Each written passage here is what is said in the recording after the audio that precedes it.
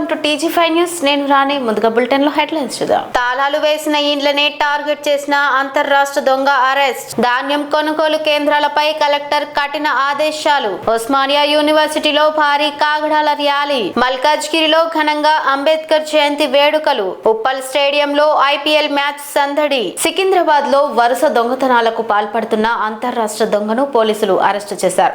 తాళాలు వేసిన ఇండ్లను టార్గెట్ చేస్తూ భారీగా నగదు, వెండి వస్తువులు దొంగిలించిన నిందితుడిని నల్లకుంట పోలీసులు అదుపులోకి తీసుకున్నారు. ఈ నెల 4వ తేదీన నల్లకుంట పోలీస్ స్టేషన్ పరిధిలో జరిగిన దొంగతనంలో అజయ్ మహావీర్ బుక్తర్ అనే నిందితుడు 20,80,000 రూపాయల నగదు, కిలో 250 గ్రాముల వెండి వస్తువులను అపహరించాడు. రైల్వే ట్రాక్ వెంట నడుచుకుంటూ తాళం వేసిన ఇళ్లను గుర్తించి దొంగతనాలకు పాల్పడుతున్నాడని పోలీసులు తెలిపారు. ప్యారడైజ్ సర్కిల్ వద్ద అనుమానాస్పదంగా తిరుగుతున్న సమయంలో అతడిని అదుపులోకి తీసుకున్న పోలీసులు అతని వద్ద నుంచి 2,50,000 నగదు, 250 గ్రాముల వెండి వస్తువులు, ఒక Apple phone, Bajaj Pulsar bike ను స్వాధీనం చేసుకున్నారు. But with technical data we are able to break this case up. Thank you. ఇప్పుడు అదే అండి, ఇప్పుడు వీళ్ళ నుంచి ఇప్పుడు రోమ్ నుంచి మనకి ఇదన్నీ దొరికింది. వాళ్ళని రిమాండ్ కి పంపించేసి పోలీస్ కస్టడీ తీసుకుంటాము. ఇప్పుడు జరిగింది 4th నాడు, మేము ఈ రోజు పట్టుకున్నాం. సో మధ్యలో ఎక్కడైనా ఏం చేశారు, ఇంకా ఎక్కడైనా అదిని స్పెండ్ చేశారా లేదంటే అవన్నీ కూడా చెకప్ చేసి అదిని కూడా రికవరీ చేస్తాం.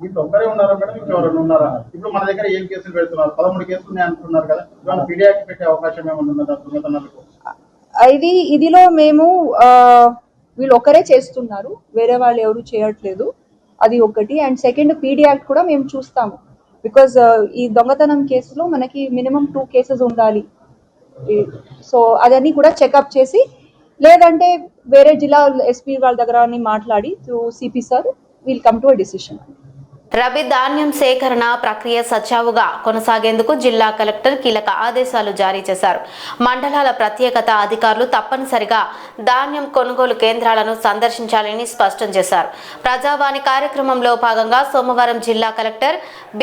చంద్రశేఖర్ ప్రజల నుండి వచ్చిన ఫిర్యాదులను స్వీకరించారు. అనంతరం జిల్లా అధికారులతో నిర్వహించిన సమీక్షా సమావేశంలో రబీ సీజన్ ధాన్యం సేకరణపై ప్రత్యేకంగా చర్చించారు.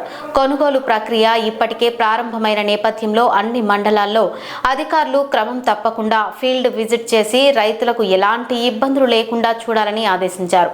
ధాన్యం కొనుగోలు కేంద్రాల్లో పారదర్శకత, సమయపాలన పాటిస్తూ రైతులకు సకాలంలో చెల్లింపులు జరిగేలా చర్యలు తీసుకోవాలని సూచించారు.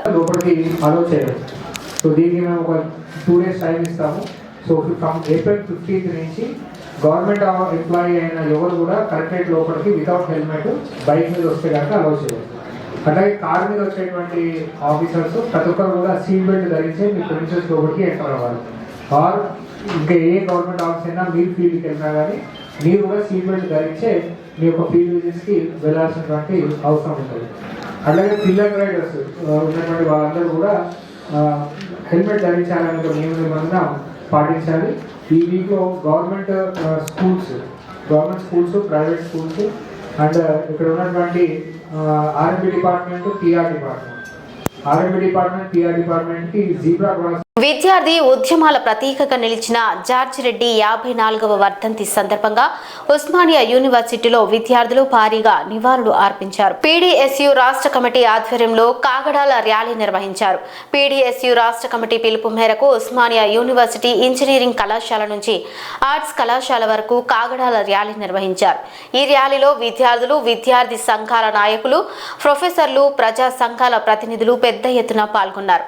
దేశంలో పెరుగుతున్న మతోన్మాదానికి వ్యతిరేకంగా ప్రతి విద్యార్థి నాయకుడు ముందుకు రావాలని పిలుపునిచ్చారు. అలాగే విద్యా కాషాయీకరణకు వ్యతిరేకంగా విద్యార్థులంతా ఐక్యంగా పోరాడాలని అన్నారు. కేంద్రంలో భారతీయ జనతా పార్టీ ప్రభుత్వం అధికారంలోకి వచ్చిన తర్వాత ప్రజల మధ్య వైషమ్యాలు పెంచుతున్నారని వారు విమర్శించారు. జార్జ్ రెడ్డి 54వ వర్ధంతి సందర్భంగా కాగడాల ర్యాలీని ఇంజనీరింగ్ కళాశాల నుండి ఆర్ట్స్ కళాశాల వరకు వందలాది మంది విద్యార్థులతో జార్జ్ను స్మరిస్తూ జీనా హైతో మర్నా సీకో, కదం కదం ఫర్ లడ్నా సీకో అంటూ జార్జ్ మరోసారి ఉస్మానియా యూనివర్సిటీ కేంద్రంగా విద్యార్థులు స్మరించుకోవడం జరిగింది. జార్జ్ యొక్క అమరత్వాన్ని ఎత్తిపడుతూ ఈ దేశంలో ఉన్నటువంటి మత ఫ్యాసిజానికి వ్యతిరేకంగా ఉద్యమాలు చేస్తామని కదం తొక్కుతూ నినాదించినటువంటి విద్యార్థి లోకం ఈ దేశంలో ఉన్నటువంటి ఫ్యాసిజానికి వ్యతిరేకంగా విద్యా కాషాయీకరణకు వ్యతిరేకంగా ఉద్యమించడం కోసం జార్జ్ రెడ్డి అంబేద్కర్ స్ఫూర్తితో సన్నద్ధమవుతూ ఉన్నారు. అట్లాగే ఈ దేశంలో మోడీ ప్రభుత్వం అధికారంలోకి వచ్చిన తర్వాత ప్రజల మధ్య వైషమ్యాలను సృష్టిస్తూ హిందూ, ముస్లిం, మైనార్టీ లేదా ప్రశ్నించేటటువంటి ప్రతి గొంతుకను ఈరోజు నిర్బంధిస్తున్నటువంటి పరిస్థితి ఉన్నది. అట్లాగే రాష్ట్రంలో, దేశంలో ఉన్నటువంటి యూనివర్సిటీలో ఉన్నటువంటి విద్యార్థులు మొత్తం ఈరోజు నిర్బంధించేటటువంటి పరిస్థితి మోడీ నాయకత్వంలో ఉన్నది. పీడీఎస్సీ విద్యార్థి సంఘంగా జార్జ్ రెడ్డి యొక్క ఆశయాలు కూడా ఈరోజు ఆనాడు 1972లో ఏ మతం అయితే జార్జ్ రెడ్డిని చంపేయడం జరిగిందో ఈరోజు అదే మతంతో ఏర్పడినటువంటి కేంద్ర ప్రభుత్వం యొక్క విధానాలు ఈరోజు నిర్బంధాలు ఏ విధంగా కొనసాగుతుందో మనకంతా తెలుస్తూ ఉన్నది. ఒకటే పీడీఎస్సీ విద్యార్థి సంఘంగా దేశవ్యాప్తంగా రాబోయేటటువంటి జమిలీ ఎలక్షన్స్ కావచ్చు లేదా మహిళా బిల్లు సమానత్వ అవకాశాల కోసం ఈ దేశంలో ఉన్నటువంటి ప్రజల పక్షాన ఈ దేశంలో ఉన్నటువంటి ప్రతిపక్షం అంతా నిలబడాలని ప్రగతిశీల ప్రదేశ విద్యార్థి సంఘంగా డిమాండ్ చేస్తూ ఉన్నాం. భారత రాజ్యాంగ శిల్పి డాక్టర్ బాబాసాహెబ్ అంబేద్కర్ జయంతి సందర్భంగా మల్కాజ్గిరిలో ఘనంగా వేడుకలు నిర్వహించారు.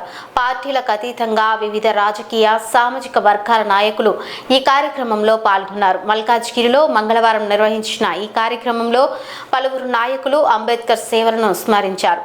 అంబేద్కర్ కేవలం ఒక నాయకుడు మాత్రమే కాకుండా సమానత్వం, న్యాయం, మానవ హక్కుల కోసం జీవితాంతం పోరాడిన మహానుభావుడని వ్యక్తులు కొనియాడారు.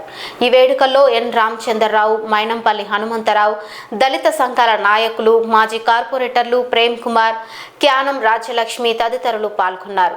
ఈ సందర్భంగా నేతలు కేక్ కట్ చేసి అంబేద్కర్ కు నివాళులు అర్పించారు. చౌరస్తా మీద ప్రతి సంవత్సరము బాబాసాహెబ్ అంబేద్కర్ జయంతి చాలా ఘనంగా స్థానిక ప్రజలు జరుపుకుంటారు. మరి ఈ సంవత్సరం కూడా ఆ స్థానిక ప్రజలతో, స్థానిక కార్యకర్తలతో 135వ బాబాసాహెబ్ అంబేద్కర్ జయంతి నాడు నేను వారికి నివాళులు అర్పిస్తూ రాష్ట్ర ప్రజలకు అంబేద్కర్ జయంతి శుభాకాంక్షలు తెలియజేస్తా ఉన్నాను. బాబాసాహెబ్ అంబేద్కర్ మన రాజ్యాంగ నిర్మాత. రాజ్యాంగంలో అణచివేత వర్గానికి, బడుగు బలహీన వర్గాలకు రిజర్వేషన్లు తీసుకువచ్చి వారిని సమాజంలో సమాన స్థాయిలో ఉంచాలని చెప్పేసి ఏదైతే కలలు కన్నారో ఆ రిజర్వేషన్లు ఈరోజు తీసుకువచ్చినటువంటి ఘనత అంబేద్కర్ గారిది. అంబేద్కర్ గారి యొక్క మీద కాంగ్రెస్ పార్టీ ఈరోజు ఉసరి కన్నీరు కారుస్తున్న విషయాన్ని మనం గుర్తుపెట్టుకోవాలి. ఒకవైపు వారి నేత చేతిలో రాజ్యాంగ పుస్తకం చేతిలో పెట్టుకొని ఏనాడు కూడా అంబేద్కర్ గారిని వారు ఆదరించింది లేదు, వారిని అభిమానించింది కూడా లేదు. అంబేద్కర్ గారు ఆ రోజుల్లో కాన్స్టిట్యూంట్ అసెంబ్లీలో పోటీ చేసిన సందర్భంగా ఓడిపోతే వారి ఓటమికి నెహ్రూ గారు చాలా సంతోషపడి ఉత్తరం కూడా రాశారు. అంబేద్కర్ గారిని ఎప్పుడు కూడా కాంగ్రెస్ పార్టీ ఆదరించలేదు కాబట్టి కాంగ్రెస్ ఇతర ప్రభుత్వంలోనే వారికి భారతరత్న వచ్చింది. నరేంద్ర మోదీ గారు వచ్చిన తర్వాతనే వచ్చిన ప్రభుత్వము అంబేద్కర్ గారి యొక్క జీవిత చరిత్రని గుర్తించి మరి వారు పుట్టినటువంటి స్థలం మహూ దగ్గర నుంచి వారి యొక్క చదువుకున్నటువంటి స్థలాల లండన్ లో గదులైతే నాగ్పూర్ లో వారు చదువుకున్నటువంటి విషయం అయితే బాంబేలో వారు నివసించిన స్థలాలు అయితే ఇవన్నీ కూడా అక్వైర్ చేసుకొని పంచతీర్థి కింద అంబేద్కర్ గారికి గౌరవ ఒక స్థానాన్ని ఇవ్వడం జరిగింది నరేంద్ర మోదీ గారు. రాజ్యాంగాన్ని కాలరాసింది కాంగ్రెస్ పార్టీ. ఎమర్జెన్సీని విధించి ఒక రాజ్యాంగాన్ని, అంబేద్కర్ గారి రాజ్యాంగాన్ని కాలరాసినటువంటి పార్టీ కాంగ్రెస్ పార్టీ. కాబట్టి ఈ రోజు కాంగ్రెస్ పార్టీ కేవలం చేతిలో రాజ్యాంగ పుస్తకం పెట్టుకుంటే రాజ్యాంగాన్ని గౌరవించేది కాదు. అంబేద్కర్ గారిని గౌరవించాలంటే రాజ్యాంగాన్ని గౌరవించడం అనేది ముఖ్యం. కాంగ్రెస్ పార్టీ ఆ గౌరవించేటటువంటి రీతిలో లేదు. కాంగ్రెస్ పార్టీ ఎప్పుడు కూడా రాజ్యాంగాన్ని కాలరాసింది. కాబట్టి ఈ సందర్భంగా తెలంగాణ ప్రజలకు వాస్తవాలు తెలుసుకోవాలని చెప్పేసి తెలియజేస్తూ మరొకసారి నా తరఫు నుంచి, నా పార్టీ తరఫు నుంచి రాష్ట్ర ప్రజలకు అంబేద్కర్ జయంతి శుభాకాంక్షలు తెలియజేస్తాను. ఈ రోజు రాత్రి 7:30 గంటలకు సన్ రైజర్స్ హైదరాబాద్ మరియు రాజస్థాన్ రాయల్స్ జట్ల మధ్య ఉత్కంఠభరిత పోరు జరగనుంది. మ్యాచ్ ను ప్రత్యక్షంగా వీక్షించేందుకు అభిమానులు భారీ సంఖ్యలో స్టేడియం వద్దకు చేరుకుని సందడి చేస్తున్నారు. మ్యాచ్ నేపథ్యంలో ఉప్పల్ స్టేడియం పరిసర ప్రాంతాల్లో ట్రాఫిక్ ఆంక్షలను పోలీసులు అమలు చేస్తున్నారు. స్టేడియం ఎంట్రీ గేట్ల వద్ద భద్రతా ఏర్పాట్లను డీసీపీ సురేష్ కుమార్ పర్యవేక్షిస్తున్నారు. ప్రేక్షకులను క్షుణ్ణంగా తనిఖీ చేసిన తర్వాత మాత్రమే స్టేడియంలోకి అనుమతిస్తున్నారు.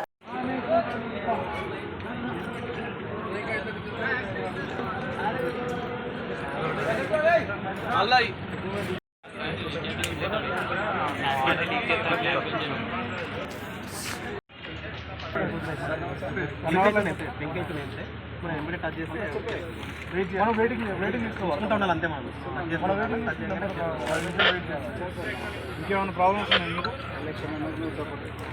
అందరు ఫస్ట్ టైం వచ్చిన వాళ్ళేనా? లాస్ట్ టైం వచ్చినా? ఫస్ట్ మ్యాచ్ కావాలి వచ్చారు ఇలా? అంబేద్కర్ ఆశయాల సాధనకే తమ కట్టుబాటు అని మరోసారి చాటి చెప్పింది బీజేపీ నాయకత్వం. అంబేద్కర్ జయంతిని పురస్కరించుకుని బీజేపీ ప్రముఖ నేత కె లక్ష్మణ్ గారి నేతృత్వంలో బషీర్బాగ్ నుంచి ట్యాంక్ బండ్ వరకు భారీ పాదయాత్ర నిర్వహించారు. ఈ పాదయాత్రలో భారీగా కార్యకర్తలు, నాయకులు పాల్గొని డాక్టర్ బిఆర్ అంబేద్కర్ గారి విగ్రహానికి నివాళులు అర్పించారు. సమాజంలో సమానత్వం, న్యాయం కోసం అంబేద్కర్ చూపిన మార్గంలో ముందుకు సాగుతామని నాయకులు ఈ సందర్భంగా తెలిపారు. 3 రోజులు జరుగుతున్న సందర్భంగా మన ముఖ్యమంత్రి రేవంత్ రెడ్డి గారు ఈ మహిళా రిజర్వేషన్ బిల్లు పట్ల వారు ఏదో రకంగా అడ్డుపడేటువంటి ప్రయత్నాలకు కాంగ్రెస్ పార్టీ పూనుకున్నట్టుగా ఈరోజు స్పష్టమవుతుంది.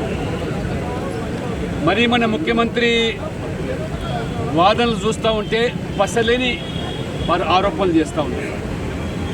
మహిళా రిజర్వేషన్కు, డీలిమిటేషన్కు ఏమి సంబంధమని, నియోజకవర్గాల పునర్విభజన మహిళా రిజర్వేషన్తో ఎందుకు ముడిపెడుతున్నారని చెప్పి వారు ప్రశ్నిస్తూ ఉన్నారు.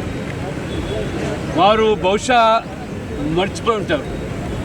పార్లమెంట్లో బిల్లు ఆమోదం పొందినప్పుడు మహిళా బిల్లు 2026 జనాభా గణాంక వివరాల తర్వాత దాన్ని ఆధారంగా చేసుకొని మహిళా బిల్లు అమల్లోకి వస్తుందని చెప్పి ఆ రోజు బిల్లులో స్పష్టత ఇస్తే ప్రధానమంత్రి నరేంద్ర మోడీ గారు ఎట్టి పరిస్థితుల్లో కూడా మహిళా బిల్లులో అమలులో జాప్యం జరగకూడదు, ఈ పాటికే 30 సంవత్సరాల పైగా కాంగ్రెస్ ఈ మహిళా బిల్లును అడ్డుకొని ఏదో నెపంతో వారు బిల్లు ఆమోదం పొందకుండా చేశారని, యూపీఏ హయాంలో 10 సంవత్సరాల అధికారంలో ఉండి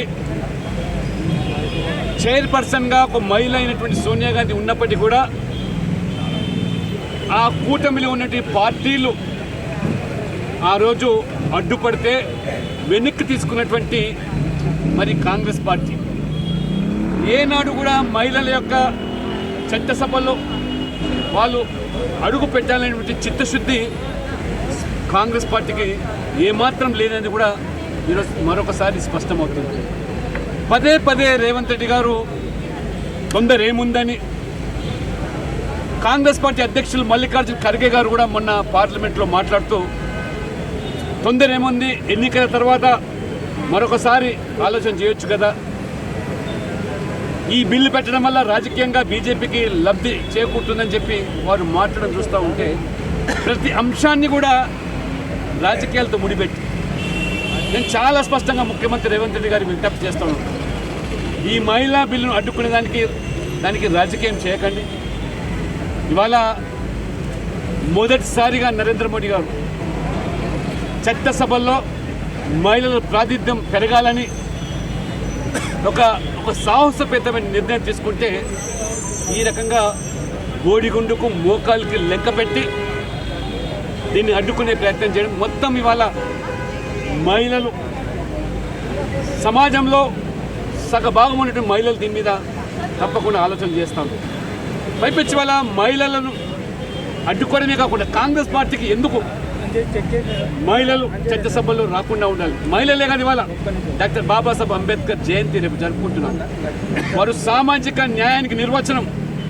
సమాజంలో ఎస్సీ ఎస్టీలకు కూడా మరి విద్యా ఉద్యోగాలనే కాదు రాజకీయాల్లో కూడా తమ వంతు వాటా దక్కాలని చెప్పి కోరుకున్నటువంటి అంబేద్కర్ గారి యొక్క ఆశయాలను ఇవాళ ప్రధానమంత్రి మోదీ గారు ఇవాళ అమలు చేస్తూ ఉంటే ఈ నియోజకవర్గాల పునర్విభజన పేరు మీద 543 సీట్లు ఇవాళ 816 పెరగడం వల్ల ఇవాళ దాదాపు ఎస్సీ ఎస్టీ పార్లమెంట్లో సీట్లు ఏవైతే ఉన్నదో ఆ సీట్ల సంఖ్య 84 నుంచి 126 పెరిగే అవకాశం ఉంది.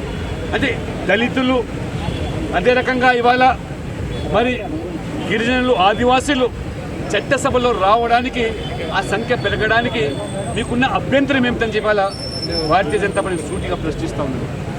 ఇవాళ మహిళలతో పాటు ఎస్సీ ఎస్టీలు కూడా ప్రాధాన్యత పెరుగుతుంది. అంటే వీళ్ళ ప్రాతినిధ్యాన్ని అడ్డుకోవడానికి మాత్రమే ఈరోజు ముఖ్యమంత్రి రేవంత్ రెడ్డి గారు కానీ కాంగ్రెస్ పార్టీ వ్యవహరిస్తుంది. వాళ్ళ పైపెచ్చు రేవంత్ రెడ్డి గారు ఇంతకుముందు మాట్లాడుతూ వారు దక్షిణాదికి నష్టం జరుగుతుంది ఈ సీట్ల పెంపుదల వల్ల అని చెప్తున్నారు. నిజంగా ఆ రోజు జనాభా ప్రాతిపదికన ఈ పునర్విభజన చేపట్టినట్టయితే వాస్తవంగా జనాభా నియంత్రణకు పాటుపడ్డటువంటి దక్షిణాది రాష్ట్రం నష్టం జరుగుతుందనేటువంటి ఆలోచనతోనే ప్రధానమంత్రి నరేంద్ర మోడీ గారు ఈ జనాభాతో ముడిపెట్టకుండా ఉన్నటువంటి సీట్ల నిష్పత్తికి అనుగుణంగా మేము పెంచుతామని చెప్పి వారు ప్రకటించిన ఒకవైపు నరేంద్ర మోడీ గారు, హోంమంత్రి అమిత్ షా గారు స్పష్టం చేసినా కానీ వారి మనసులో చట్టసభల్లో మహిళలు అడ్డుకోవడము, ఎస్సీ ఎస్టీల ప్రాతినిధ్యం పెరగకుండా చూడడమే అన్నట్టుగా వారు వివరిస్తున్నారు. భారతీయ జనతా పార్టీ ఓన్లీ సన్మానం చేస్తూ లేకపోతే పూలదండ వేసుకునే వాళ్ళని కాకుండా ఇట్లా అందరం కలిసి నడిస్తే బాబాసాహెబ్ అంబేద్కర్ చేసుకుంటూ వారిని స్మరిస్తూ ఇట్లాంటి యాత్ర చేయాలని పార్టీ కొనుక్కోవడం ఒక గొప్ప కార్యక్రమం. అట్లాగే భారతీయ జనతా పార్టీ మీకు తెలుసు అది రిజర్వేషన్ పరంగా కానీ ఈరోజు తీసుకొచ్చిన మహిళా బిల్లు పరంగా కానీ అన్నిటినీ కూడా అంబేద్కర్ గారి ఆశయాలను సాధిస్తూ ముందుకు పోతూ ముఖ్యంగా భారతీయ జనతా పార్టీ అంబేద్కర్ అనేది దళితవాడకి మాత్రమే పరిమితమైన వ్యక్తి కాదు అని నేను భావిస్తూ ఇట్లా అందరం ఈ కార్యక్రమానికి రావడం జరుగుతుంది.